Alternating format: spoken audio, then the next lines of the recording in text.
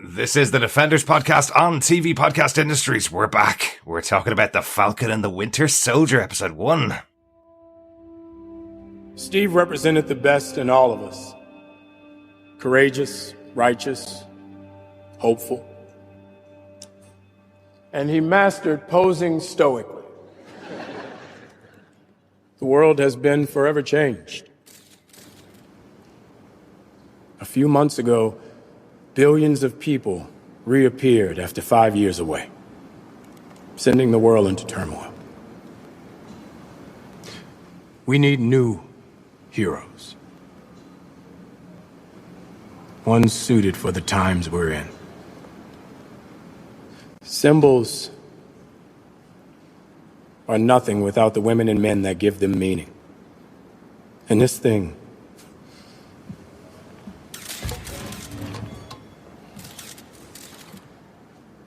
I don't know if there's ever been a greater symbol, but it's more about the man who propped it up. And he's gone. So today we honor Steve's legacy, but also we look to the future. Thank you, Captain America. But this belongs to you.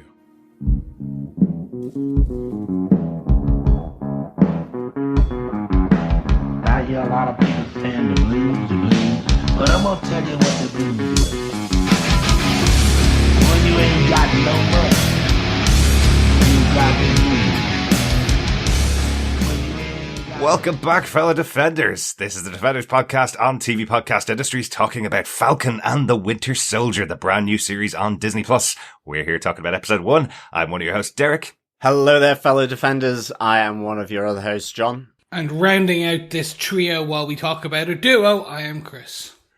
That was pretty good, Chris. I like that. Thank you. That was on the spot.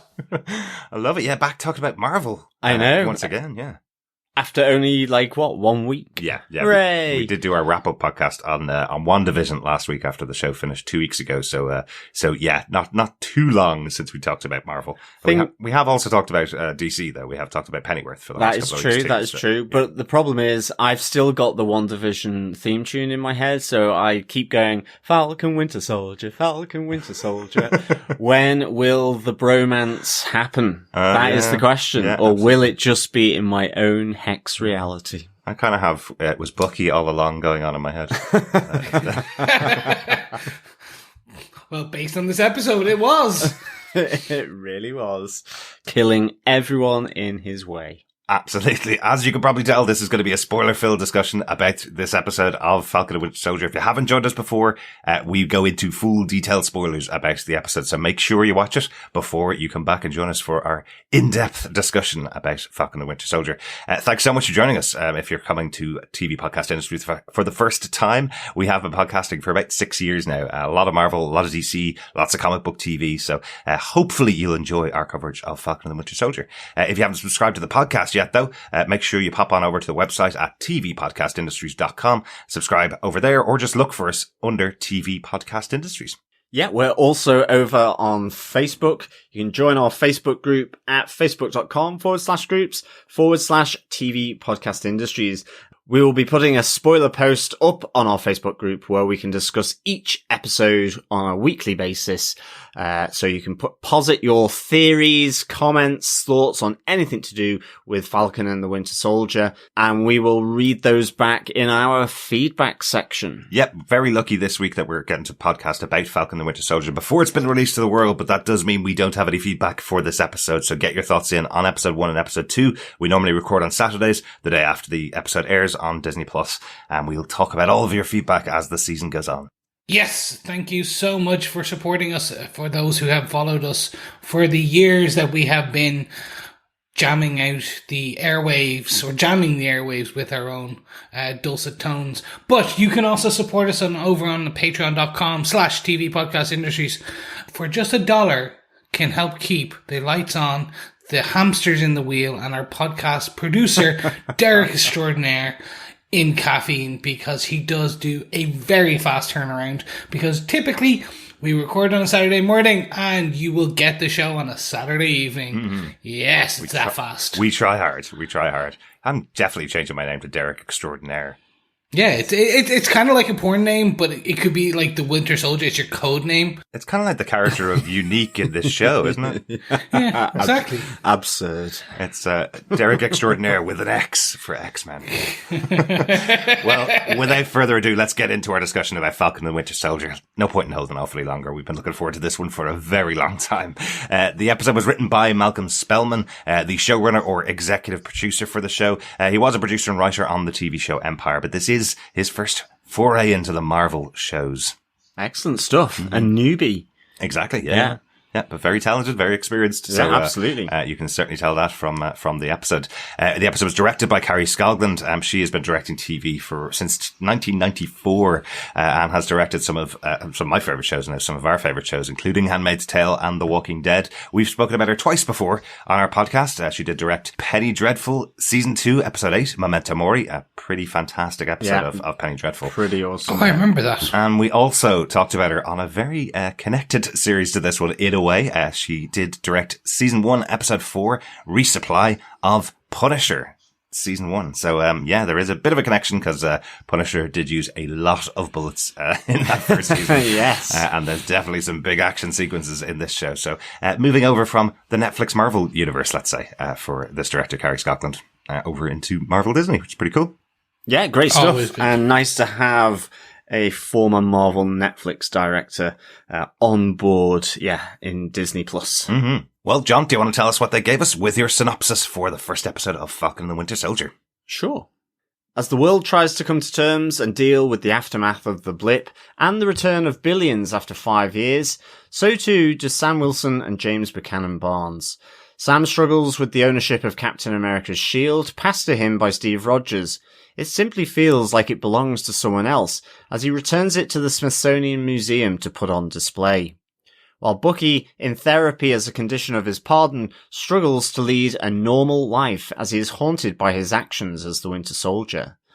As the Falcon, Sam continues working missions for the Air Force to combat newly emerging terrorist threats with Intel Officer Torres, while back in America, he is engaged trying to save the family shrimp fishing business and help his sister Sarah.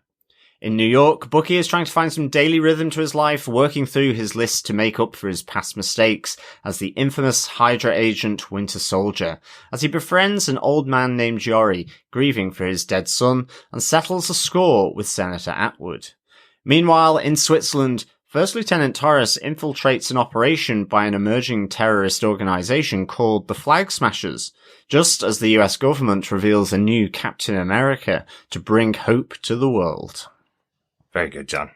Oh, why, thank you. Well, my first question is, guys, who's Mephisto in this show?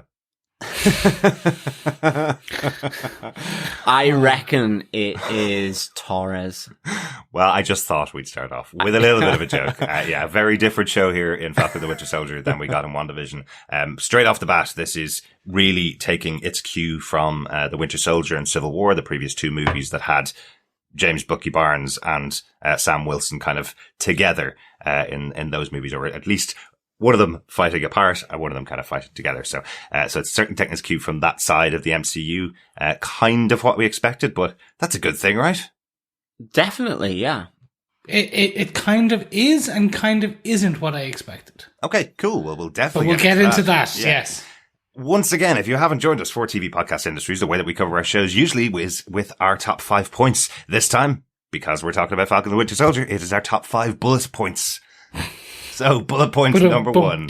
Yeah, I don't need to explain why we chose that, do I? Point number 1, our bullet point number 1, Falcon on a mission. Let's kick off with where is Sam Wilson post Endgame and post return from the snap.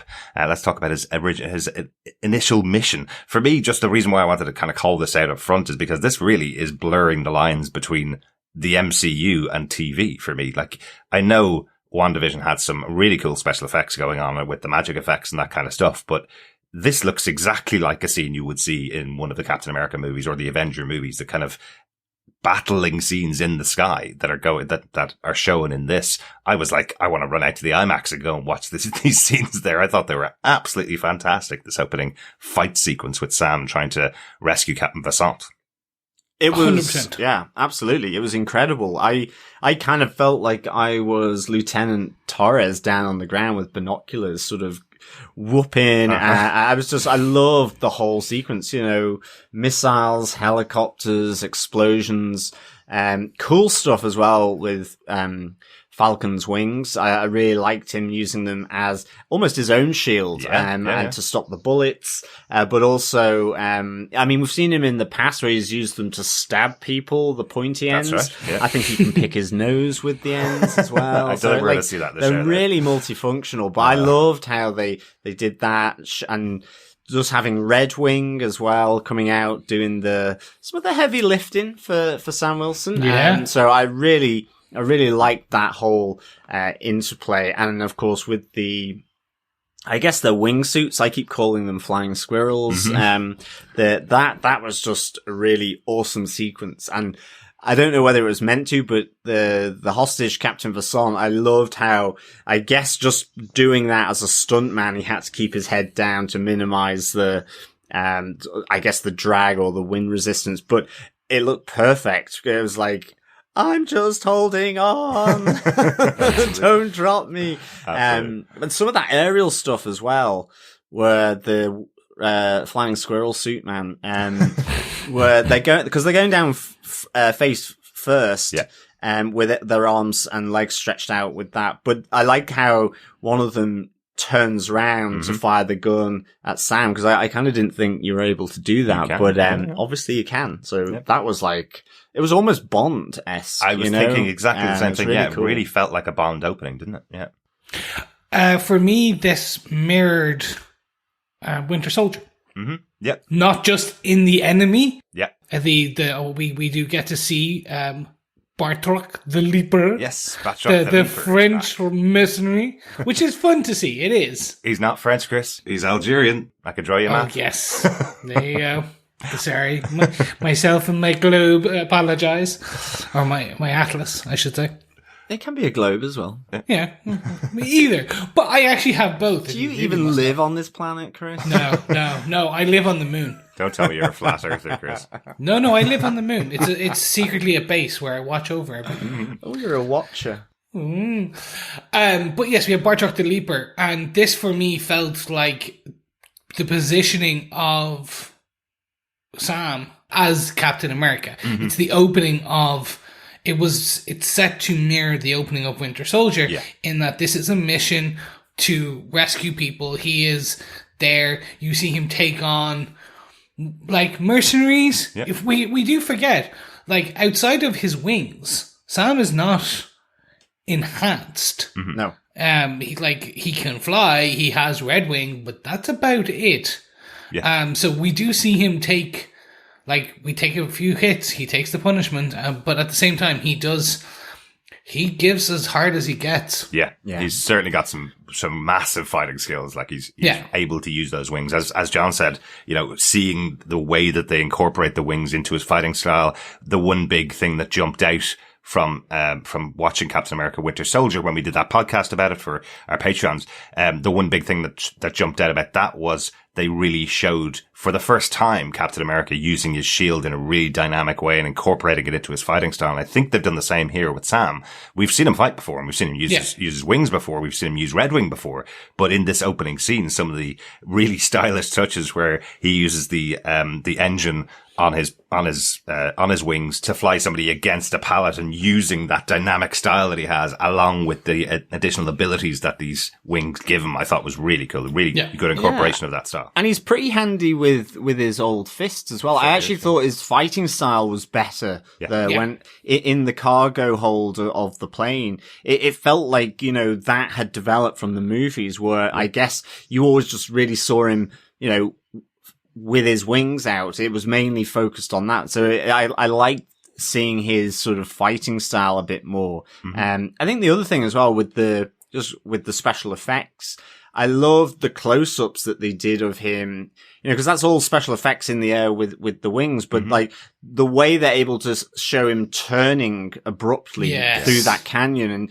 the sort of expression on his face coupled with almost like he has got that G-force acting against him, and the bend of the head. I thought that was really authentic. It felt really, really good. Absolutely. Just because you're so up close, it feels like what they used to do with Tony Stark, with Robert Downey Jr. in the suit, that the camera being so up close to him, you really get the impression that he's the one actually doing everything that's there. And by using the same kind of technique, you get the impression this is Sam Wilson, that you're right on board with him in these scenes. But they're just so dynamic. I love that he's jumping in and out of helicopters. They're moving the prisoner through multiple helicopters. Like, that's such a cool way of using the scene, and the constant countdown clock of them getting towards the border, so that this mission has to be complete within this certain, 3 minutes, effectively.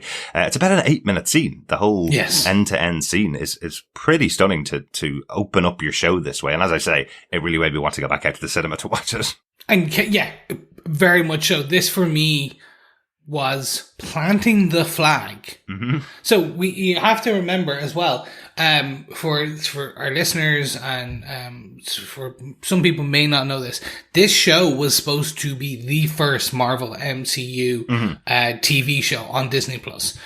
We did get WandaVision first, but that was due to COVID scheduling and some filming, and that's the way it worked out. But this was supposed to be the curtain being drawn on this new property, this new version of the MCU on not the silver screen, what do we call the TV screen? The small screen. Small screen. Not my head, streaming. But, no, it's a nice big 65-inch. But this for me this was them planting their flag. This is the quality of the shows you're going to get. Yeah. And I think that's very, as you said, like, I would have loved to see this in, like, on an IMAX screen or a Max screen or a huge multi-story projection in high def. The fact that we're getting this on our little screens at home every week for the next 6 weeks is spectacular. Yeah. And this isn't the only action scene we get, and we'll talk a few more about them in a bit. But, like, again, the production is what wowed me. And I'm like, okay, we may not get an 8-minute scene like this every episode, but if we get this 2-3 times throughout the series, maybe, like, this is spectacular. This is their hallway scene, if you want to call it that. Now, the hallway scene, for our listeners, back when we first started covering the Marvel Cinematic the Marvel Universe, the Netflix universe, in Daredevil, there was a single take hallway fight scene. And that was them planting their flag, and this is the action, this is the style you get, the visual effects, the choreography, and that's what we got here. Definitely. Yeah, it was definitely them planting their flag to say this is the type of show you're getting, without a doubt. Yeah. I think this opening excursion and sequence, this action sequence is fantastic. And it's like what you were saying about, Chris, the planting that flag, and, it's a callback to what happens in Winter Soldier. It is absolutely, but I do like that it's underscored with that opening sequence with Sam reliving in his mind or in his head the words of Steve Rogers, and him battling with, I guess, what the shield means as well, that struggle with Captain America's shield. So I really like how that works in immediately to the scene. I know we're talking about that in bullet point 3 a bit more, but I like how it works into that scene. I also, speaking of planting the flag, he's not Captain America. He's Uncle Sam. I had never understood. I loved that with his 2 nephews, when he, comes to meet his sister, that they call him Uncle Sam. I thought that was a pretty nice little joke. And maybe he should just be called Uncle Sam, the new Captain America. I'm 100% certain that's something from the comic books. I'm 100% certain they made a connection between Sam Wilson and Uncle Sam, definitely. A couple of quick last things about that. Yeah, I know we kind of mentioned Batroc the Leaper. Just really cool that they got the same actor back to do those scenes and do the fight with with Sam Wilson, that a similar fight that you saw from Captain America. You mentioned, Chris, it's very similar to Winter Soldier fight, but great to see the actor coming back for this. So that's another way of showing that there's that blurred line between movie and TV shows, bringing back even minor actors from these movies, because that means you have no idea who to expect could arrive and could appear on screen in future, which I think is great. Yeah. And one last point from this mission, there is a mention of a terrorist organization called LAF. That seems to be what Batroc is associated with. Batroc does survive at the end of this, and they never give an explanation for what LAF could stand for. And they say it doesn't matter. In fact, the major who's talking to Sam says, doesn't matter what it stands for. Go out there and do it. That feels to be a little bit like, don't look over here, look over somewhere else. We'll come back to LAF possibly in the future, but just to call it out. Yeah, exactly. And that's where, I think it's with Torres, isn't it? Who talks about this other organization possibly being more dangerous than LAF. But yeah, let's see where LAF creeps up to and slit someone's throat, I guess. It's just may come back in the future. Just need to call out when they give you a 3-letter acronym and don't explain it and say, we're not going to explain that because you don't need to know. You may need to know in the future. That's all. And I think the other thing here as well, just quickly, before we move on to bullet point 2, is, Sam Wilson, Falcon, doesn't take prisoners, in a sense. There's a number of the guys from the LAF with Batroc, who, end up falling, to their doom in the canyon and the helicopters blowing up and so on. So I think it is literally only Batroc, that probably survives this encounter. Yeah. But for sure, he takes no prisoners. That's true. I remember the reactions when Captain America did that kind of kicking people off the ship in Winter Soldier. And I remember the reactions of people going, hang on a second, does Captain America kill people now? I think this is very much the same kind of scene for Sam Wilson here. Yeah, this is basically, he takes no prisoners. If anything, it brings him closer to, he is ex-US Army, and he is very close to another African American who is also a superhero and member of the Avengers, who we'll talk about later. But it brings it closer. Like they take no prisoners, they kill. That is the way. He's working for the US Air Force. It's not the Avengers. That's the thing here. But even as an Avenger, as I say, it was wing time where he sort of uses his wings to kind of slice and dice. So, Batroc's not dead. He will be back, yes, on LAF. The Liberation Army Front, Army Liberation Front. Maybe. There we are. We were thinking because it was near Libya, it was the Libyan Air Force. Yeah. Just simple as that. Is that all it is? They'll be back. But speaking of back, another well-known Avenger is also back. The one-armed Avenger.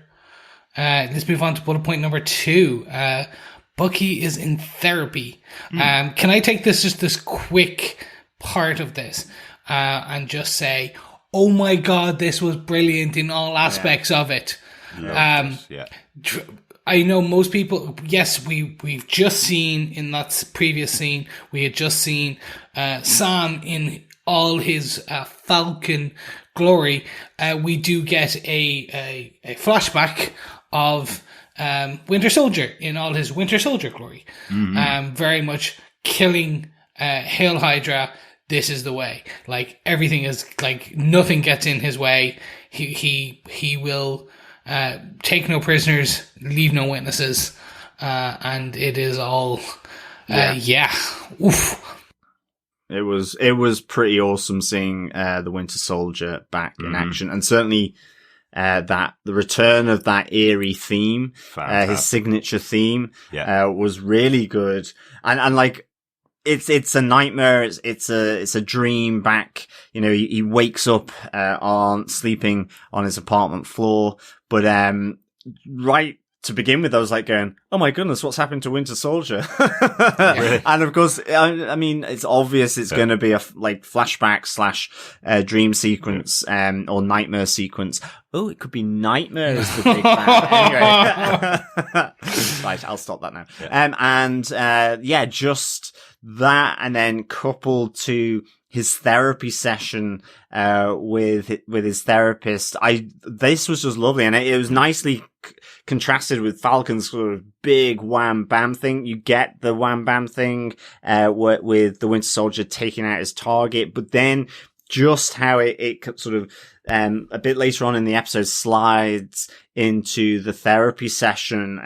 I just thought this was really cool. I loved the close-ups that you got of Bucky Barnes and the therapist. Mm-hmm. I love it as he's running through the 3 rules of reconciliation that he's doing, and each one of them he is breaking as he recounts it, and you get the little flashback as he is going after the female Senator Atwood, because he put her in that position when he was working for Hydra, and she's still abusing that position even though as such she's not Hydra. And I loved all these little takes here going between what he was doing on the ground and his therapy session. I just loved that. I mean, yeah, it was just awesome. Yeah, it was awesome. I like, once again, setting up Bucky Barnes as this kind of grey character, someone that works in the margins. You know, that's what he did as Winter Soldier. He's not a bad guy now. He was under mind control when he was Winter Soldier, but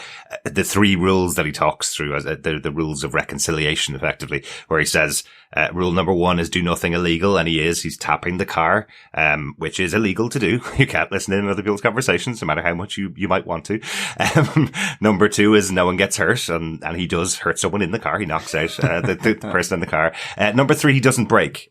He says that number 3 is when he's making the reconciliation. His statement that he has to effectively make is that I am no longer the Winter Soldier. I am James Bucky Barnes, and you are part of my effort to make amends, as he calls the police down on Senator Atwood. So what I like about it is he's working in the grey areas. He's not really breaking any rule because he wasn't caught. He's not really killing anybody. So he's only hurting and knocking somebody out.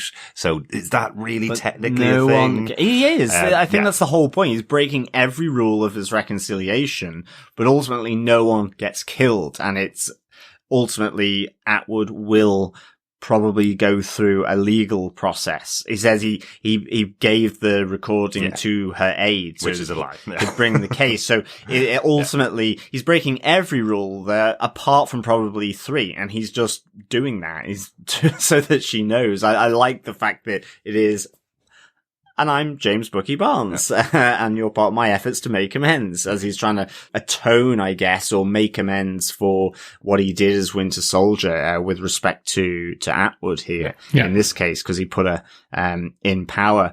But I like as well in the therapy session that you get, you know, a little bit more sort of exposition about Bucky as well, that he's probably got less than 10 contacts in his phone. Mm-hmm. He's ignoring, Sam Wilson's, text messages, but also just he there's that moment where she says, what do you want? And he goes, all I want is I want peace.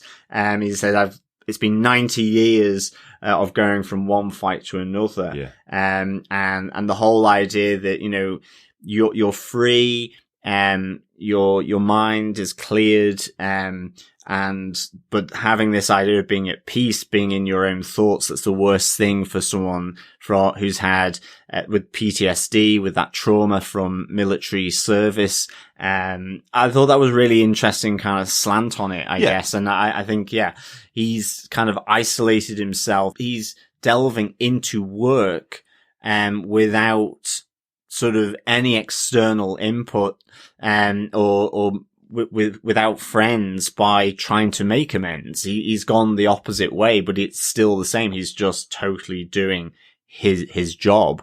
He's not got his friendships other than with Yori. But even that is not really, it is a friendship, I guess, but it's also part of his work. Yeah, exactly. That he's doing now, I guess. This for me was the scene that I actually called out to Derek as soon as we actually finished watching. This is why I think I will enjoy this series a lot more than I originally thought I would, in that the cinematography for the therapy scene, the close-up, the angles, choice, just the direction was just on point. It was just so unique. You could have just done a very basic, like, to the camera therapy kind of 2-shot, But no, it was the choice on the angles. We learn a lot, which is we see his list of names. Zemo's on the list. Right. We see Russians, at least three Russian names, so we know there's going to be a connection to Hydra and the Russian army, the USSR, so we know there's going to be backstory there. We see him, he is trying to, it's not a big list, it's 2 pages, so it's about 20 people max, and he's scratching them off. So we see that, we see he does still have these nightmares, but there's that humor there. Also, the therapist or the psychologist, whatever degree she is, she's ex-army. She says this herself. Yeah. So I can see that playing in somehow further down the line as well. That maybe she does couple counseling for these. Okay. Too. Interesting. But I could definitely see the character herself or the actress herself is not a small bit player, so more than likely she is going to have some further part in this. But overall, like, this set up Bucky as who Bucky is. Absolutely. It's a really important, efficient way of telling the backstory for people who may not have seen the movies or may not have seen them for a long time, understanding who the character is, getting that whole idea that he was in Wakanda, for example, and that was his only point of rest over the previous time. Yeah. Like, remember, he was in World War II. He got frozen, got brainwashed, and then every time he was taken out of being a popsicle, he was sent on a mission to murder someone and then put back on ice again. Over and over and over again, many, many years. He has those memories. We know that from previous movies. We know that he has those memories, and now he's being told, "You're free now. Keep on the right path, and you'll be able to live a good life." But he has all of these memories coming back up. I did love the touch of him waking up from his nightmare on the floor, covered by a blanket. That's referenced by Sam Wilson when Steve first meets him in Winter Soldier. He references the fact that when you come back from war, you can't sleep in a real bed. So that's a nice little touch that you see him being home on his own. So I'm sure this is providing the connection between how Bucky's going to reach out to Sam as well. Sam used to work in the Veterans Association, effectively used to deal with former veterans who are coming back from war. So Sam's a good person to deal with for Bucky. So while they do also have a friendship, Sam does have a relationship with former veterans as well. So I do like those kind of connections. But yeah, really good scene, really economical scene, and really dynamically shot scene to show something that is really just an exposition dump of who Bucky Barnes is at the start of this season. Yeah. But gentlemen, I think it's about time now that we've kind of been reintroduced to the 2 main characters. Let's move forward into our bullet point number 3, where we talk about Falcon going off his mission. Derek, do you want to take us away with this one? Yeah, absolutely. Just talking about Falcon at home. Sam Wilson, his real life outside of the Avengers, effectively. Sam was a key member of the Avengers for a number of years. He was brought on board, was a member of the team that stayed in Avengers headquarters, effectively, after he finished up with the Air Force. We're finding out now about his backstory, effectively, about his family, about his sister, his nephews. Sam, another member of the major team of Avengers who disappeared in the blip and came back 5 years later. So he talks about the fact that he's come back to a completely different world than he had before. He's come back to nephews who were babies when he left, and now they're 5 years older, and his sister's struggling now in Louisiana with the family business that they've had for over a century, I think she says, or at least generations in the family. So I like this. I like this connection to Sam, this real backstory and giving him more character than we've had in the past. He's a good foil in the past and a really good friend to Steve Rogers, but we never really knew anything of his past other than he was in the army, he lost a compatriot, and then he's teamed up with Steve, and he's kind of always running behind Steve, I think was always the joke about him, basically. So, from himself, it's not a criticism of Sam. It is that you've got a superpowered Captain America, and Falcon's always been running behind him, effectively. But the impact that's also talked about here, John, you mentioned earlier on about Sam being left the shield by Steve Rogers and being told, "This is yours." Sam saying it feels unfamiliar, doesn't feel like it's mine, but Steve saying it's absolutely supposed to be your shield. And Sam giving it up. This is the first moment in the show we haven't seen him ever use the shield, really. And he's supposed to be the one carrying on the legend of Captain America, but he's giving it straight into the Smithsonian to form part of the Captain America display that we've seen a few times actually in multiple films. This display of the greatest hero from World War II all the way up to present day. So he's giving back this shield to say, isn't for me, this is for Steve and nobody else. No, I think this was the really poignant moment for me, because we do see Don Cheadle, we see Rhodey, War Machine is there with him, and this is something I always do forget, that the two of them were at some point serving officers of the U.S. military. War Machine, I think, still is. But we do know that Sam has now said he's doing stuff with the military. He was in the Veterans Association back in Winter Soldier when we meet him for the first time. So it's interesting, and they obviously do have this friendship, and we get taken on this tour around the Captain America Hall of Fame.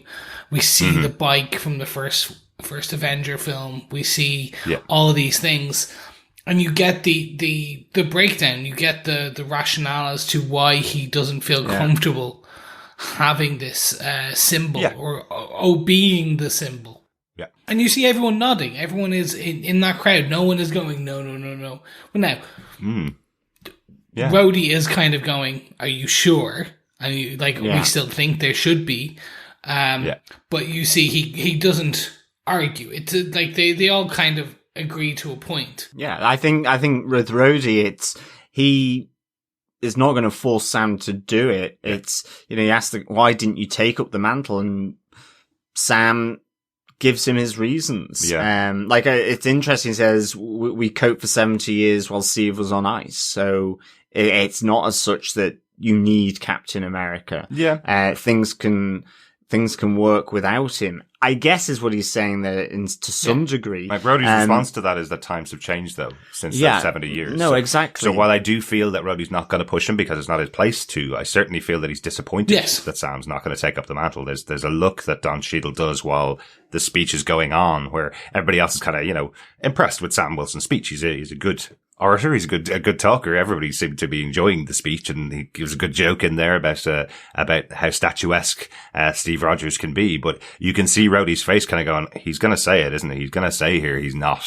going to take up the shield, So there is a disappointment. There is a relationship with them. There is a good friendship between the two of them, definitely, over time. So I'm really glad that we have that scene, but I feel if this is the only moment that we see Rhodey, I'd be surprised if there's not another moment later on in the series where Rhodey comes back and tries to convince Sam to take on the mantle or at least step up, because the choice here was Steve Rogers. Steve Rogers saying to Sam, I choose you to take this forward.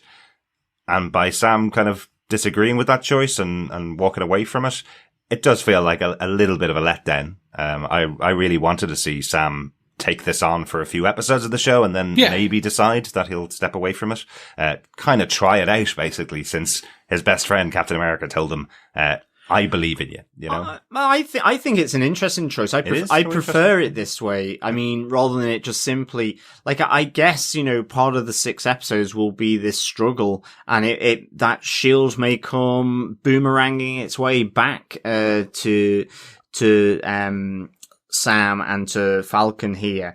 But I like that it is Falcon saying, it's, where he says it belongs to Steve. It feels like it's for someone else. It doesn't feel right in my hands, because he's Falcon and that's who he is. And I think it's interesting, but I guess that's what will be explored with the following episodes. And so I think that's a really nice way that it's not automatic. No, I agree. He's got to feel it. Just because Steve says, well, it's you, well, it's not it's not like passing the crown, I guess, or he's basically like Prince Harry. He's wanted to say no thanks. For the time being. He's not getting it for no reason. He's being chosen by the first Avenger as being the person to take up the mantle. I just would have loved to have seen it. I'm sure we're going to see it later on in the series. Exactly. But this point isn't really just about that moment, because I'm sure will come out throughout the rest of the season. I think that was the thing with Rhodey as well, is that he says as well, he takes it wider than just what's happening with Steve, because he says the world is broken. And I like that in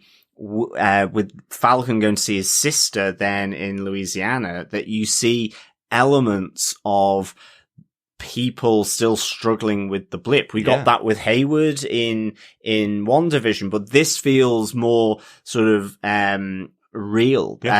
When he goes to his sister, you know, all of a sudden the banks have started saying, well, you've not got a credit history for the last 5 years. Yes, because I wasn't around. You know, and you see people on the streets because all of a sudden, you know, there's however many million or billion people have returned and things have changed. And I love seeing, this through this family interaction with his sister and with the family business, the fishing business. But even the fact that himself and Sarah are going to the shelters to feed the homeless people effectively. All of these homeless people seem to have been caused by the blip, by this return of all the missing people. So, it's a much more bleak view, I suppose, of the world than having, Spider-Man Homecoming, where they had the funny gag of the band appearing in the middle of a basketball game as they return. They obviously wouldn't dwell on that in Spider-Man. In WandaVision, we had a little bit of the darkness that's there, a little bit of the challenges that people would have faced. But it does feel much more realistic here, this idea that there's loads of homeless people that have to be helped out. And even though Sarah's struggling herself with her business and Sam's struggling to fit back into the world, they'll still go out there and help the people of the city of Louisiana, which is great. Exactly. Yeah. I think what's really nice about this is that it puts both Sam and Bucky, it puts their struggles to fit back in after the blip and the loss of Steve Rogers into that wider context, that everyone is dealing with the blip and with the loss of their close friends as well. And it doesn't, I like how it brings that context. It puts them in the wider society dealing with this as well. It just happens to be their friend was Steve Rogers, and, you know, they were involved with the blip and then destroying Thanos, and his armies. And I like that it kind of, it brings that wider element to those two guys, both Bucky and Sam. Yeah. Yeah. So WandaVision was 3 weeks after the return. So after the end of Endgame. Yes. Essentially 3 weeks later. Let's just say 3.5. Give it a couple of days for people to be a bit kind of, to give them a moment. It takes place over a week and started 3 weeks after Endgame. Yeah. Yeah. So the wording I got here, like, they use several months, and then I heard 8 months somewhere. Oh. So how far? We're several to 8 months? Sam says, I think the only line that I remember from the episode says billions returned a few months ago. So I think this is in between WandaVision and Spider-Man Far From Home. Spider-Man Far From Home takes place, on their trip effectively after being in school for a while. WandaVision took place within a couple of weeks, and this is a few months later. So I think it's in between the two. Right. Okay. I'm just trying to get that scope, if you will, because that will play into things later on. I think because the one thing I'm really happy about, and yes, as you said, the Far From Home band joke was good for Spider-Man. Yeah. What I really enjoyed in WandaVision and what I'm enjoying so far in this one is the realism of the MCU. Yeah, exactly. If you will. It's kind of like, there is a humor. We will, like, if the same thing happened here, you would have the same thing. You would have some people make some jokes about it, but also you would have to look at the humanitarian crisis. Yeah. So when you see Sam and his sister giving out homeless meals, giving out meals and about to give out meals after the bank run, it is interesting to see that. It is like to see this is going to play in multiple elements of this. And I think that's what we're going to see. We also hear it from later, in one of our later points as we talk about the Flag Smashers. Like, an element of that group is the impact of the blip. Yeah. So it's interesting to see how it's going to be faceted into most elements of the story. Absolutely. Not just Winter Soldier, not just Falcon, but the the environmental storytelling, if you will, as well. Absolutely, yeah. Like, we kind of wonder what the overarching storyline for this phase 4 of Marvel is. And it is the impact of Endgame, the impact of this world, ending for a lot of people, moment in the history of the Marvel universe. And now it's the repercussions of that when everything gets fixed. And I think what is most interesting about the refusal of the bank to give this loan to Sam Wilson, who is known as Falcon, even to the guy who has the decision to make, to give this loan to them, give this small business loan effectively to these two. He still chooses to say no, even though he knows who Sam Wilson, the hero, is. Yeah. He knows he was involved in Endgame. He knows he was an Avenger. But he's still not willing to give him a loan. He knows that the family have banked there for generations and still not willing to give them a leg up. This is a really harsh choice here. And something you wouldn't expect to see outside in a comic book, effectively. In your standard comic book, the hero wins and they get all the plaudits. That's why everybody wants to be a superhero. In this case, it's how do you live? How do you eat?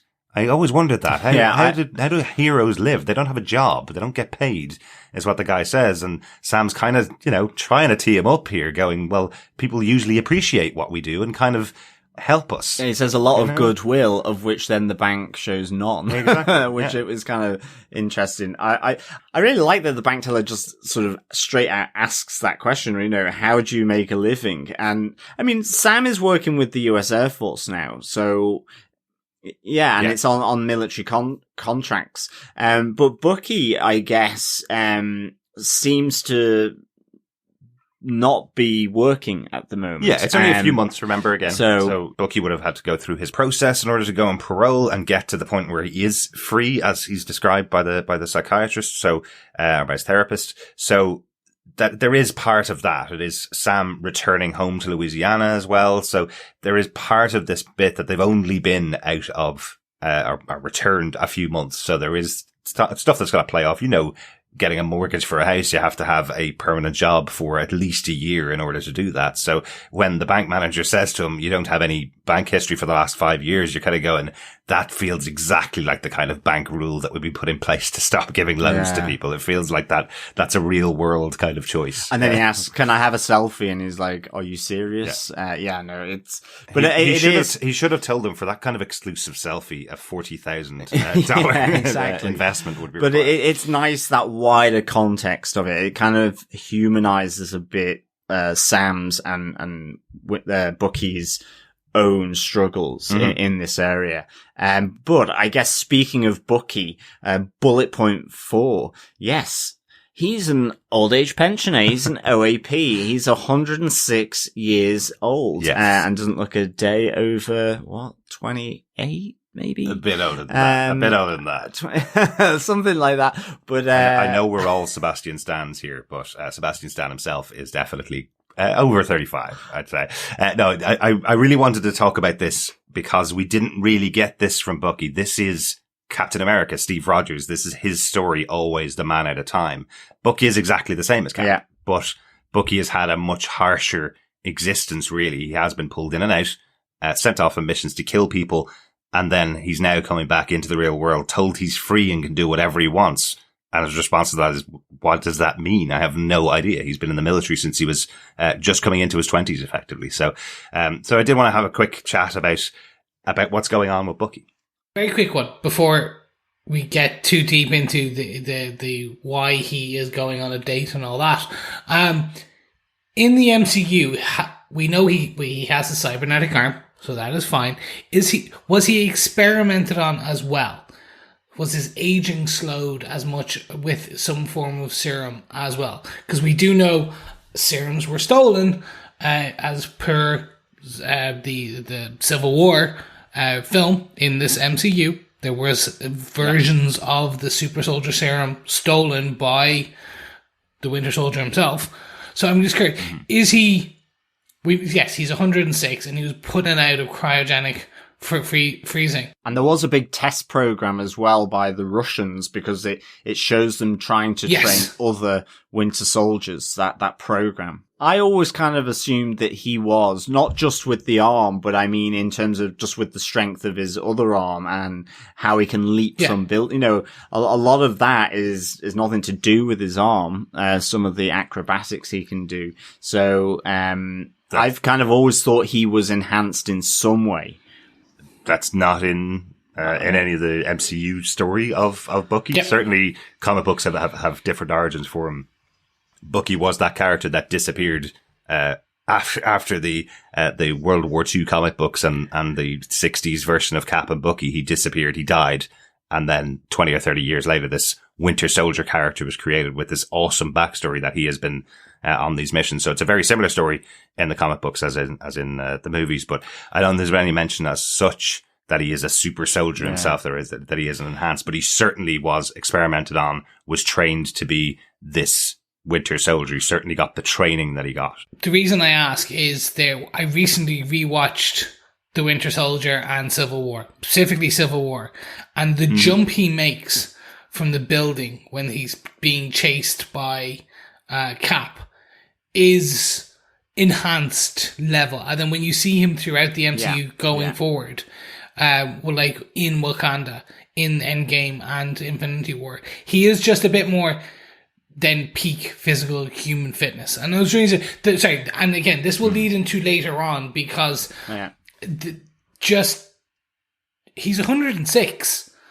Like, yeah, no, exactly. So, and I think, I kind of agree. I think it's not entirely known because I know the Winter Soldier program that we see in Civil War, they're using the serum that has been taken by Bucky as the Winter Soldier from Howard Stark. So, like, they're being enhanced, and I kind of just assumed that there was some enhancement with him because a bit like you're saying, some of the jumps he makes in Winter Soldier, are, well, you would break your ankle if you're not.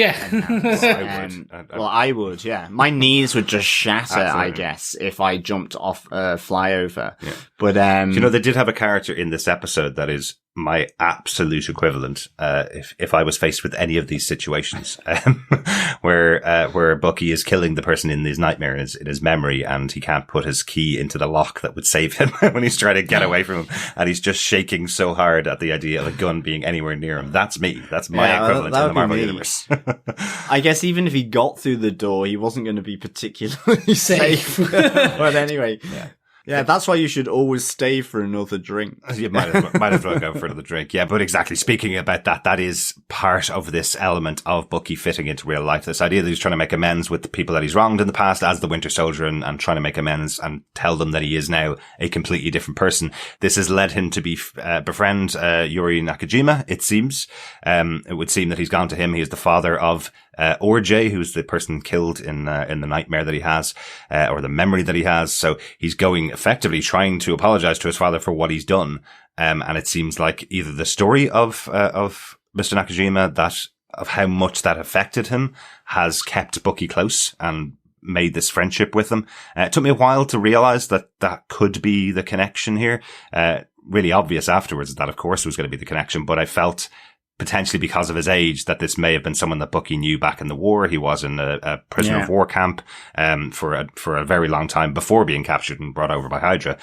So I thought it might be one of the members of the Howling Commandos potentially, or someone else that Bucky was with. So it did actually take me by surprise when we found out that this was the father of another one of the murder victims of the Winter Soldier. But a really good choice, I thought. Fantastic. It was. I exactly like you. We remember Age of Ultron. We got Stan Lee in the Age of Ultron party scene. We got Stan Lee and the other US Army kind of friends of Captain America being in the party with him. And that's where I took this man to be. I was like, oh, it's one of his friends who he grew up with in the army, and he's now, it's kind of like, so there's a lot of crossover between the MCU and the Ultimates universe from the comics, and in that the Captain America himself struggles to make friends his own age, and all his friends are these old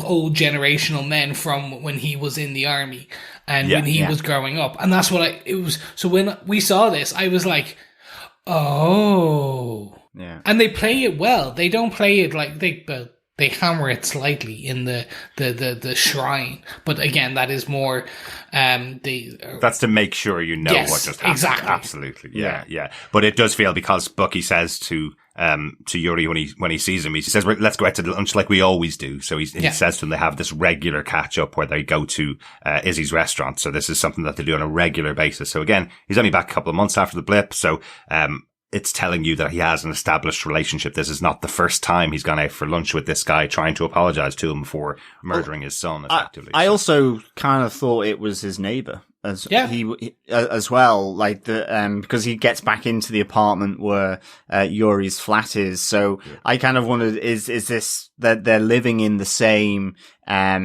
apartment, that Bucky's picked this because he wants to make amends?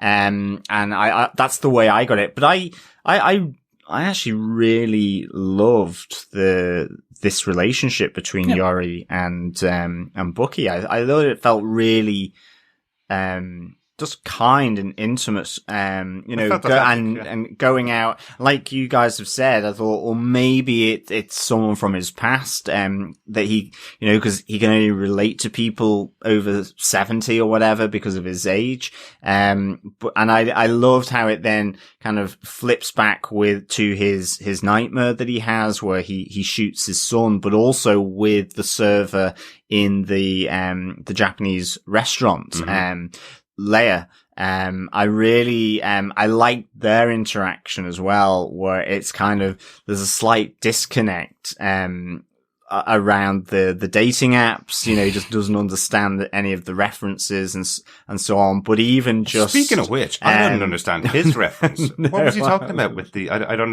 understand this. Loads of pictures of tigers. I took the Tiger King. Oh, maybe. Yeah. There's a joke about the Tiger King, because when it was written, it would have been around the same time as Tiger King. Yeah. So it's all these. It's all these people on the dating app with tigers to. Yeah. Okay. That's what I took. Would you believe, Chris? Tiger King was at the start of the pandemic. That's only March last year. So it wouldn't be. Oh my God. 2019. So. Well, at least it started in 2019 and finished in 2020. So maybe it's a late edition, but this is the timeline of when this is supposed to be is 2024. Oh no, absolutely, I get that. But how would the writers of the TV show know about Tiger King? Because there's no reference to COVID either. Whatever about the blip. Well, where's the reference to COVID? You'll never guess while people disappeared for 5 years, there was also this thing called COVID. Which made them leave their homes. Yeah, that's not been referenced. But honestly, I've been watching way too many action movies, because there's a moment when Bucky goes in for his date and Lee says to him, "Could we slow it down for a second? Let's play a game." And then reaches onto the counter, and I was expecting her to come out with a shotgun. I really was expecting a gun to come out and her to be some kind of opponent for Winter Soldier. She knew who he is, and she was going to attack him. And then it turned into a date with Battlefield. I was 100%, but it was more. There was an ambulance or a police car goes past the window when he was literally about to go in with the flowers. And it looks like he was just about to stop as he walks in, and you see the siren and the lights go on a car. And I was like, he's going to jump through the window, or someone's going to jump through the window, or something's going to happen. I was like, oh no, okay, he's just going to have a date. It's just a lovely little date. Yeah. I have to say, I love this Battleship game because I immediately got flashes to Homer Simpson and his fat fingers and trying to dial the phone with the little pins and the gloves. It just looks so awkward. And then she asks him, "Why are you wearing the gloves?" And he's like, "Poor circulation."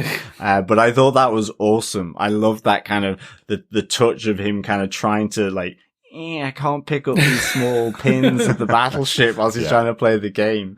I thought that was really, really cool. I'm very interested to see if Leia will be, or Leah will be a series regular, or is this the? I hope so. Is this Bucky's Sharon Carter?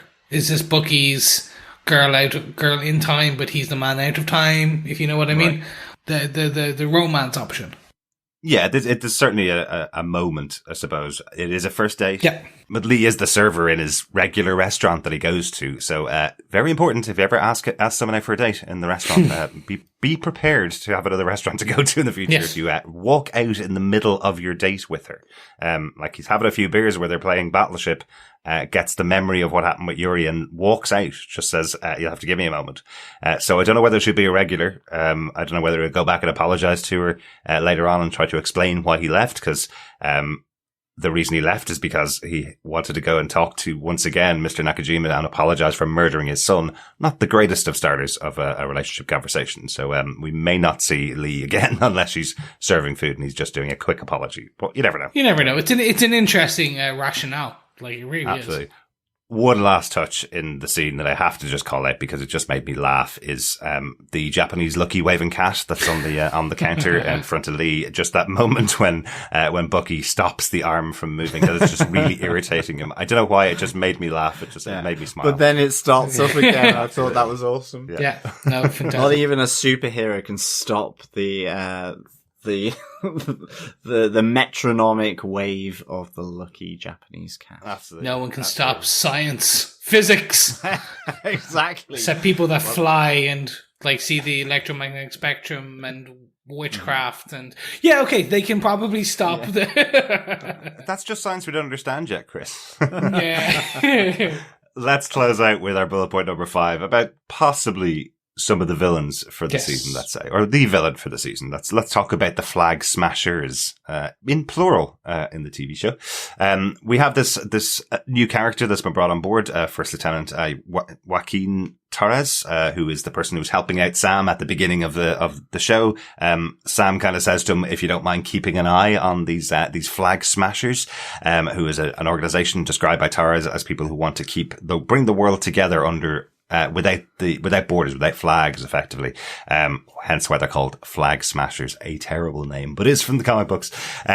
While being told by Sam just to monitor the traffic, Torres gets himself into his own little superhero moment, I suppose. Another person without any kind of training, deciding that they're gonna, they think they've got the nod from an Avenger to go off on a mission, and they decide to go off on their own without any kind of backup at all, and film the whole situation. I must say I really like Torres. I like the character. I like the interplay with him and Sam that we see early on in the episode back in Tunisia. And I kind of like the idea of this young kid who thinks he can go off and do missions on his own. I think that's kind of a fun character to see in the show. Yeah, and he's smart. So we see that he talks about the electronics with Sam, and when Sam's fixing the Falcon suit. So we get exposition that he is intelligent. We get him seeing the kind of using his apps to search for this invisible key, kind of this red handprint in the globe or the earth. So it's a red handprint around with a kind of outline of a globe with some continents. So that's the symbol, and he's looking for it using the camera on his phone. So we see that this is how the Flag Smashers operate. The modus operandi is pulling together large kind of flash mobs, essentially, via the app. I always think of flash mobs as being a dance group. Okay. Well, I don't know why I don't they have did that dance. They just ran multiple directions. Interestingly, we see the woman hand out masks. While masked herself, we then see a man jump at least 3 stories or land from 3 stories. So powered, we know that. Yes. We do also know he's powered because he kicks a cop a fair distance. Yeah, good distance. Into a pole, and then stomps on Torres' head. After handing off his cash. So we see that so the interesting thing is, we just call it out now. Flag Smasher is a character from the comic books. There is elements there, an interplay between Captain America and Sam, and similar to WandaVision and other MCU things. We won't call it out now in case it is directly pulled. As things are introduced, if we know they're not, we can give kind of backstory, origins, things like that, as we get further into Falcon and the Winter Soldier. I will very much say that I do like this, whatever this is. This seems kind of, again, grounded in the MCU, grounded in reality, that, there's going to be people after 5 years of, like, chaos and 5 years of, like, we get told they liked the way things were Yeah. During those 5 years, Absolutely. that there were no borders, they were in control, everyone was helping each other. A world without flags, without boundaries, without countries. That's an interesting manifesto, if we want to call it that. Yeah. Well, it's really relevant now when we're, in the real world, when we're going through something like COVID and everybody is just hoping that every single country gets vaccinated as soon as possible so that we can all go back to traveling around the world together. So we're kind of going, forget about your flags, forget about everything. Wouldn't it be great if everybody just was on board together to get this issue solved? So certainly a really appealing and attractive concept for this organization. The fact that they're stealing money from a Swiss bank, not so appealing. Was it money? I know, I didn't know that, whether it was a bank or an art gallery or... It was something. They saw like two big...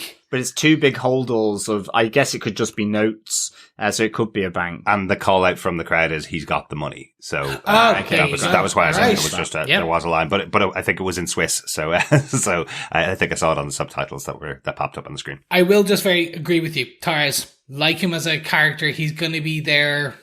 Yeah. He'll be, I don't know what he'll be, but he gave himself the title in the episode, Chris. He said, "I'm your man on the ground." That's to it. Falcon. Yes. So Okay. he's So the man on the ground. He'll be that. He'll be the kind. We don't have Shield anymore. So, and we don't have. Well, we probably will have Sword, but he won't. I don't think he's the type of Sword. With like CIA government liaison. Like, remember, he is. I'm hoping he'll be what Rhodey was for Iron Man, the government liaison. Potentially. And I can see that as an interesting thing. Potentially. I will have to once again call out, as I generally do when you get a line like this in a TV show, remember, Torres paid for Sam's coffee the first time they met and Sam said to him, "I'll get you next time we meet." That's a little death knell for Torres usually, or for a character usually. "I'll see you next time. Don't worry. Well, I'll pay you back then." I have to say, I thought his... I mean... Given the level... Or, of course, the other option is that it's episode 6 when they meet back up in person next time, and that's when he buys him the hookah and Well, tea. he could be Zemo with the shield sort of face changer technology. All right. Who knows? We're getting into WandaVision theories. No, I know. But, He's Mephisto. he's Mephisto. But I mean, I actually thought, you saying that he was pretty much a goner after the boot from the powered individual to his head. I kind of thought, my glass jaw would have shattered into 1,000 bits at that moment. So I guess he's got a few metal sort of pins and plates in his jaw for him to survive that one. He does say the boot cracked his orbital part. Yeah. So like he says theoretically he should be concussed. If you're doing that level of damage, but sure. Yeah. This is the MCU. Sure. A couple of band-aids and you're sorted. We do need to talk about the big reveal at the end of the episode. I know this is our last point in Flag Smashers. Clearly going to be more information about Flag Smashers coming out as the episodes go on. But the big reveal at the end of the episode that we have a new Captain America, and it's not Sam Wilson. A real surprise, clearly from his sister's reaction to it. The idea that Sam has given the shield to go into the Smithsonian as part of a memorial to Captain America is clearly what he believed. Yeah. But nobody called up Sam and said, "Are you sure you don't want to take this shield back? If you don't, we're going to pass it on to somebody else." They effectively took the shield and gave it to somebody else that they've chosen. A little shocker, for the end of the episode to stop on this cliffhanger. Yeah, it for Sam, was. at least. I wasn't expecting that there would be this handover of the shield. Yeah. I mean, when they were putting it into the display case, I thought, okay, that's also weird. So I get it's good that it's come from behind the display case in the Smithsonian, but I didn't think they were going to pass it on to another person. I thought it was somehow the way it was going to make its way from the Smithsonian was to come back into the hands of Sam Wilson. And that obviously could still be the case, but we get this reveal of a new Captain America, and I thought that was really interesting. I certainly was not expecting that. And again, it's all to bring hope post the aftermath of the blip and so on. So yeah, interesting choice. Certainly doesn't have the same jawline as the former Steve Rogers, I guess. Yeah, I certainly feel like this is a choice to show that this person that is now in the mask and in the mantle of Captain America doesn't strike the same kind of stoic poses that Steve Rogers did. It's certainly a choice in the casting and the look of the character that standing in front of the screen and giving everybody the wink and the thumbs up is not going to be the same kind of feeling as seeing Steve Rogers. It's important, I suppose. Yeah. Gonna call out here that in the closing credits, I guess you call them. The initial, the title credits, if you will. Yeah, the kind of closing credits. We do have an image showing the name of this character as John Walker, the new Captain America. It's shown as like an advert for him rather than saying who's playing him in the role. So it is announcing who the character is of John Walker. He is a character from the comic books, as Chris said. Depending on how the story plays out, we will talk about who he is in the comics as the episodes go on. Don't want to spoil anything in case they do take the arc from the comics, because they tend to. Yeah. With Captain America stories, they always tended to actually follow pretty closely to what we've seen in the comic books. So they probably do the same here with Falcon and Winter Soldier. But interested to see John Walker here taking over the mantle. I just want to call out one quick thing for the interesting thing about the uniform. Mm-hmm. He is strapped. Literally, he has his gun on on his leg, similar to when Bucky Barnes took over the mantle in the comic books of Captain America. He was the armed Captain America. He carried a gun, and this is very interesting because this is the uniform that it's not a direct Captain America. It's not one of the previous, it's not one of the old ones. It's a version of it that is very close to what at one point Bucky wore before he kind of went to his own full Captain America outfit. Because it was the first thing I noticed, because I was like, oh god, he's got a whatever, a P11 or whatever type of handgun. I pretend I know that was the only one that came to mind. Walter PPK. No. Always got to point out to our US listeners that none of us know anything about handguns at all. No. So you can say it's a Desert Eagle. I'm like, cool. Yeah. I have no idea. Yeah. No idea. It could be some kind of rifle. I have no idea. But that's a really interesting catch. I didn't catch that. But again, there's only one person that has gone successfully through the Super Soldier program, which is Steve Rogers. So his one called Operation Rebirth, where the Super Soldier Serum was administered to Steve Rogers. So interesting that this guy probably doesn't have superpowers. So giving him a gun and the shield is a very different version of Captain America. Excellent. Any notes for the episode, gentlemen? I gave my big one. None from you, John? No notes from me. Just one that I have to call out as a Nick Fury fan. There's a conversation that goes on between Torres and Sam Wilson, where Torres says that there is a rumor going around that Cap isn't dead. He's on the moon watching over all of us. Personally, I feel that this is a reference to a comic book arc, Original Sin, where we find out that Nick Fury has disappeared off into space, leaving behind an LMD in his place on Earth, a life model decoy on Earth, while Nick Fury is aging up on the moon, watching over us all as the last watcher on the wall in a moon base. So it is a very specific storyline and a great ending, really, to the 60 or 70 years Nick Fury was in comics. So I love that they reference that this could have been the actual fate of Captain America, that he sent off to the moon to live out the rest of his days watching over the world. I thought that was a lovely little touch, but also a comic book reference. And also, the last place we've seen Nick Fury in the MCU is that he's off in space, possibly watching over the world from a Skrull ship. So there is a little connection in there as well. There you go. That was my little reference from the episode. Good catch. I missed that one. So, Chris, do you defend Falcon and the Winter Soldier, episode 1? Yes, I 100% confirm this, defend this, and everything in between. I'm very interested to see where they go with it. I don't know what I was expecting, but I'm so happy what I got. I got an MCU battle scene in the opening. I got hard-hitting psychological drama in the middle. I got some realism regarding kind of mortgages and dating in post snap in the middle, and then at the end I got this amazing just essentially reveal. Interested to see where they go with 5 episodes. I think it was the pace. The pace was, I was just a bit like, oh, okay. I wasn't expecting to end where it ended. I was kind of like, oh, I was expecting like almost another 20 minutes. I know that wouldn't have made no sense from a timing perspective. You're always wanting more. Exactly. That's a good That's thing. the thing. They left me wanting. I'm like, I cannot wait till next Friday. So yeah, I fully defend this, and I'm very interested to see where they go. Excellent. 47 minutes once again to confirm. Yes. WandaVision, we're 22, 23, 28 minutes, this up to 47 minutes. So a full on hour long show equivalent, I suppose. So, we'll probably see the episodes be around that kind of length, for the other 6 episodes. Excellent, Chris. John, do you defend Falcon and the Winter Soldier episode 1?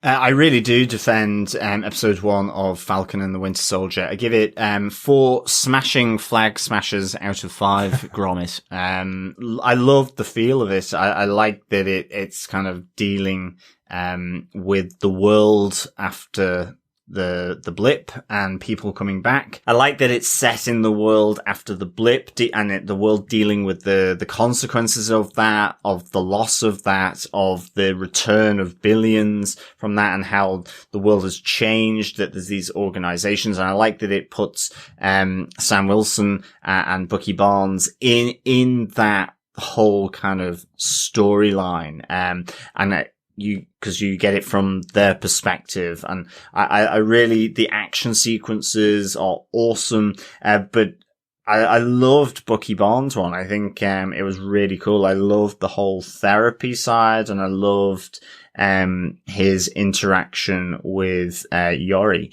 I thought that was really quite intimate and really, it's kind of hard hitting, really. So this felt really personal, and then I loved how it just expanded out to some of these amazing action sequences and the wider world, dealing with the blip, like with Sam's sister Sarah and the troubles she's going through to save the family business, and just that backstory as well. I think for these 2 characters, both with Sam and his sister, and also Bucky, and in terms of him dealing with what Steve Rogers did, but just getting to see more of it, because they've got effectively 6 hours to tell that tale. Yeah. And yeah, I wasn't expecting that end with John Walker, with this new Captain America being sort of, revealed to the world by the US government. So that was kind of a big shocker to me. I didn't think that was going to happen there right at the end. And I'm definitely, up for First Lieutenant Joaquin Torres. I hope he sticks around, as well as Leia as well for Bucky Barnes. I think they both need that kind of sidekick, however it might be. I mean that in just a general sense. So, I really like that. So yeah, I do defend this episode of Falcon and the Winter Soldier. Excellent. I don't think I've ever heard a love interest called a sidekick before. Apart from Bucky and Steve, of course. Well, yeah, I just didn't want to, well, she's her, sidekick in a love way. And Torres isn't, I guess. Cause even then, if it doesn't work out between Bucky and Leia, maybe she still hangs around, and they're good friends, because he needs a friend. His therapist told him he needs a friend. So should be a nice friend for him. Maybe loving friend. Who knows? But Derek, do you defend this episode of Falcon and the Winter Soldier? Of course I defend this. Yeah, absolutely. As I said up front, this is blurring the lines between the MCU and TV. Like this is like something I would expect to see in the cinema as it opens, and they get the ability to delve into stories that comic books do. Remember, comic books are monthly things that come out for decades on end, sometimes telling the ongoing story of the characters. So, where we've had Steve Rogers being the man out of time in the past, that's kind of dealt with in a couple of minutes of a movie, and a couple of kind of references of, I get that reference being one of his signature lines that we've seen, the kind of joke of this guy out of time. Bucky's a person that's gone through that, and now we're going to see how that impacts his personality and impacts how he has his relationship with the world effectively. Sam Wilson being someone that's been a former military officer and come back from that into the real world. Now someone that's gone away from the blip and come back into the real world. He's embodying another aspect of Steve Rogers that's going to be investigated over the course of this 6 episode series. And to be honest, Anthony Mackie is eminently watchable in everything I've seen him in. He's always great on screen, so I could totally watch a 6-episode show with him. And Sebastian Stan, always great in everything to do with the MCU. I've loved watching him over the course of this role as the Winter Soldier, and I'm really looking forward to seeing both of them. I'm really looking forward to seeing both of them together as well, because the interplay between those two characters when we've seen them on screen together has been great, and getting more of that throughout the series will be good fun. Hopefully we'll see them team up a little bit in episode 2 or 3. I don't want them kept apart for too long on the show, but this was a great opener to set everything up, set the world up, establish where we are, give us some great action scenes, show some international threats that they could be fighting against as the episodes go on, and a big shocking ending with a new Captain America being revealed without Sam even being consulted or being told that this was coming up. I thought that was an interesting way to end the episode on a nice cliffhanger. Yes, I cannot wait for the bromance and the bro force that will come from Falcon and the Winter Soldier. But with our defense out of the way, we move on to a new libation in a new hostelry as we move to Falcon and the Winter Soldier pub quiz. Mm-hmm. First off, a big congratulations to our WandaVision winners, Matthew Randall and Richard and Alfie Blaze. Yeah. Their Funko Pops are in the post. This time we're giving away 3 Funko Pops to one winner of the pub quiz. There will be 6 questions, and we have a Falcon, Winter Soldier, and Baron Zemo Funko Pops for the pub quiz. Mm-hmm. Yes, it is 3 for the price of 1. I already have those here as well, because all the way throughout WandaVision, they kept moving back the release date of the Funko Pops that we were giving away, and I was getting really concerned towards the end that I wasn't going to get them in time. But the Falcon and Winter Soldier ones have been received there in a box, awaiting sending once the series ends. So yeah, that's good. But to explain how it works to any people joining us for the first time, each podcast on Falcon and the Winter Soldier, we will deliver a question relating to that episode. Normally it's about something happening in the episode more than sort of pop culture reference to comics. So it's more about being sort of zoned in on the episode for that week. Send in your answers to feedback@tvpodcastindustries.com each week, or you can put them all together at the end. And then when we do our roundup episode right after our 6th and final discussion of Falcon and the Winter Soldier, we will announce the winner. And so first up, question 1 for episode 1 of Falcon and the Winter Soldier. Including Batroc, how many flying squirrel parachutes jump out of the plane with their hostage, Captain Vassant? Just to repeat that, including Batroc, how many flying squirrel parachutists jump out of the plane with their hostage, Captain Vassant? Yes.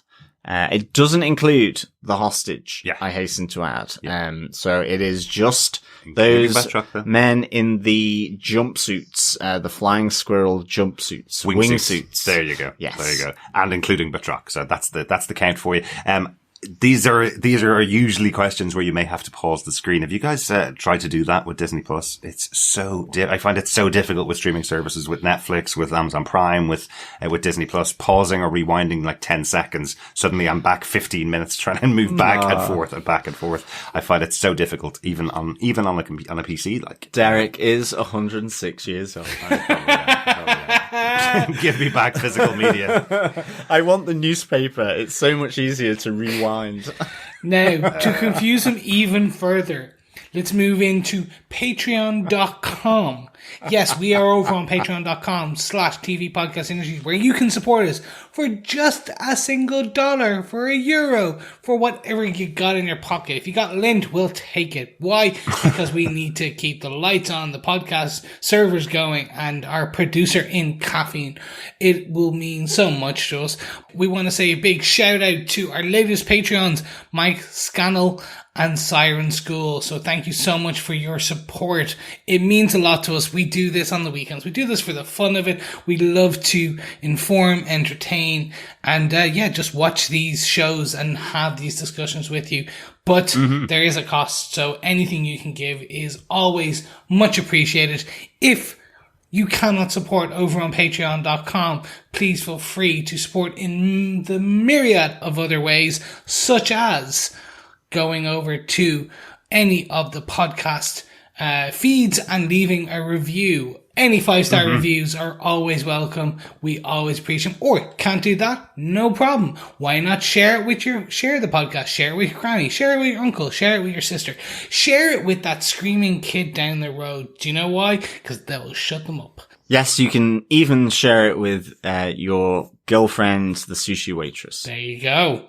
So as always, look, we really do appreciate it. We do not plug it a lot, but we plug it every episode, but we do not talk about it that much. We just wanted to say a huge thank you. You guys mean a lot to us, and we hope that we mean a lot to you. Absolutely. And thanks very much to everybody else that supports us over on Patreon. It is much appreciated. And thanks to Mike and to Siren School for joining us over the last month. If you want to send in any thoughts about Falcon the Winter Soldier episode 1 or any of the future episodes for the show, just email us to feedback@tvpodcastindustries.com. You can pop over to our website at tvpodcastindustries.com and leave us a voicemail there. Or, as John mentioned earlier on, but you may have forgotten, go over to our Facebook group at facebook.com/groups/TV Podcast Industries, and you can pop onto our spoiler post for each individual episode to leave your thoughts. Thanks so much for joining us for the first episode of Falcon and the Winter Soldier. We'll be back with episode 2, which comes out on Disney Plus from Friday, 26th of March. We're recording our episode on Saturday the 27th, so get your thoughts in as soon as you can after watching the episode. Thanks for joining us. Ta-ra for now. Yeah, thanks so much, fellow defenders, for joining us for the Falcon and the Winter Soldier discussion. It's been great having you back on board again after such a short time this time. Remember, as always, keep watching, keep listening, and keep soaring in those clouds. Bye. Aww. Bye. I hear a lot of people saying the blues, but I'm gonna tell you what the blues is. When you ain't got no money, you got the blues.